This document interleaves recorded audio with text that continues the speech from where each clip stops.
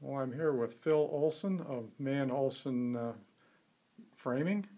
Framemakers in Goldleaf Studio. In Goldleaf Studio. And they've been in business since, I think, 1991. Yes. Is that correct? Yeah.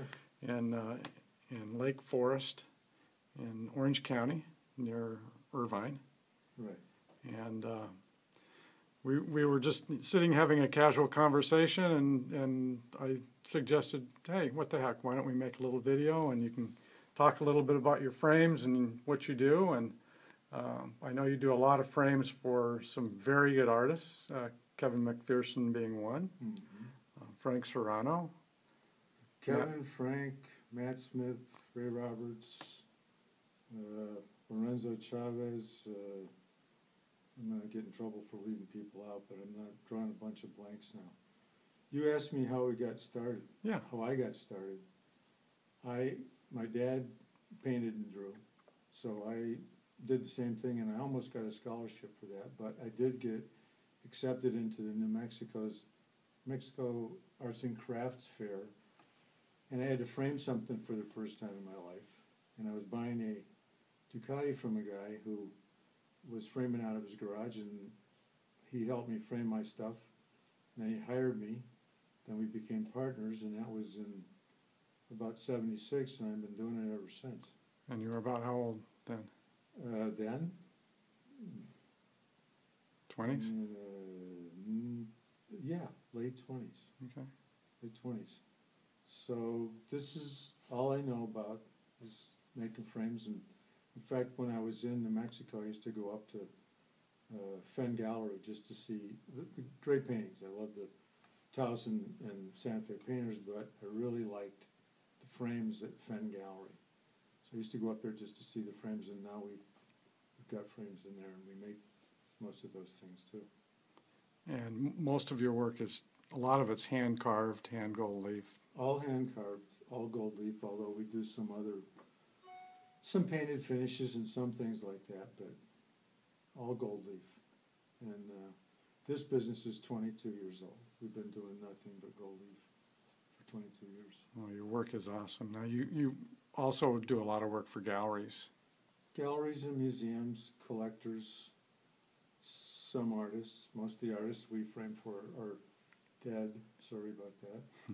But I've gotten to make great friends, living artists, because in my way, I kind of started out from their point of view. I know how hard it is to create something and then hope that it's not just accepted, but somebody gets their wallet out too. You know? So I empathize very much with artists, and we're trying to do something now that's we don't make a lot of money at, but it's basically frames for artists. That's great. Just some examples of some of the galleries that you work for? Redfern, Claremont. We've made frames for DeRue's. Galleries out of state, our biggest clients in Arizona, the Overland Gallery. We've had frames in the Smithsonian and in the Guggenheim and different museums in Europe, mainly in Russia, because we've framed hundreds and hundreds of great paintings, Russian paintings from the Soviet era. So I've gotten to go to Russia and Europe and see the original designs for some of the things that we make here. But we frame for a lot of collectors, people that have little museums in their homes. That's a treat. That's a treat for me, because I get to watch the whole process and see somebody get excited about a new painting and then pick a frame out, and then it's on the wall. That's awesome. Any particular frames you might point out that on the wall that might be of interest to anyone watching? Yeah. These are all Western. So, Dixon. Which one is we were that? just talking about Maynard Dixon. This is Dixon design. So this one here. So is this. So is this. Let's see, that's this one here. Yeah. This one? Now, when you say Dixon design, Well, they're things he used. In fact, Okay. you're talking about the BYU show. sure. A lot of these frames were in that show because he used them.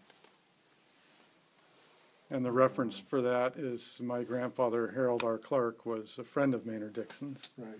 and purchased a large number of paintings for BYU from Dixon personally. This is a Taos frame.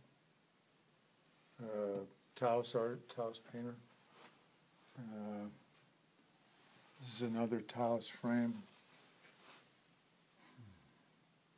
I think this is like Russell. I think Charlie Russell used this. So we do a couple different sizes. This is a bigger version. Let me get back a little further and point that one out again for me.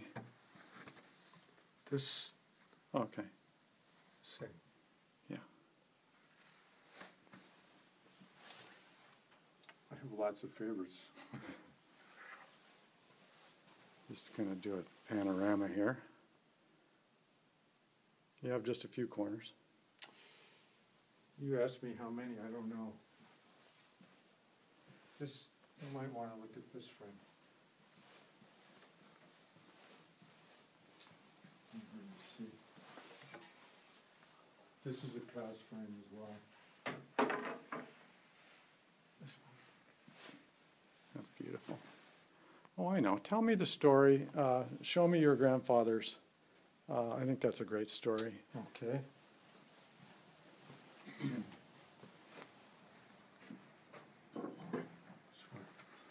My grandfather made this black plane.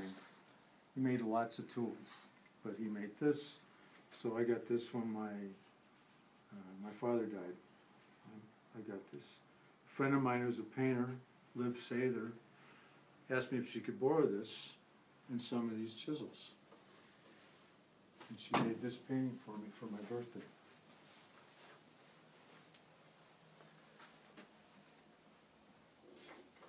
That's a great story. And my wife loves that frame, by the way. Oh, that's right. She told me to make sure I took a picture of it while I was here. Okay. Awesome. Maybe a quick tour of just the back room. Okay, nobody's here right now. That's all right.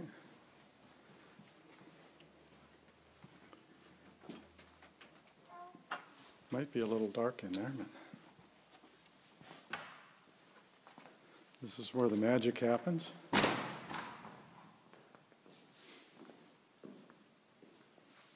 This one takes a long time for the lights to come on in here. Well, I'll do a little panorama here before.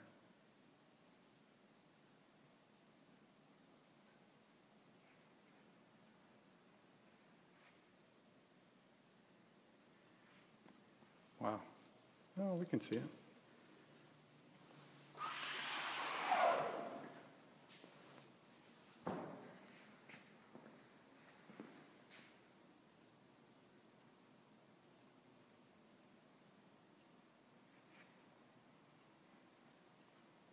As I told you, my maternal grandfather was Norman Hart, was a custom frame maker and did gold leafing and hand carving in Long Beach.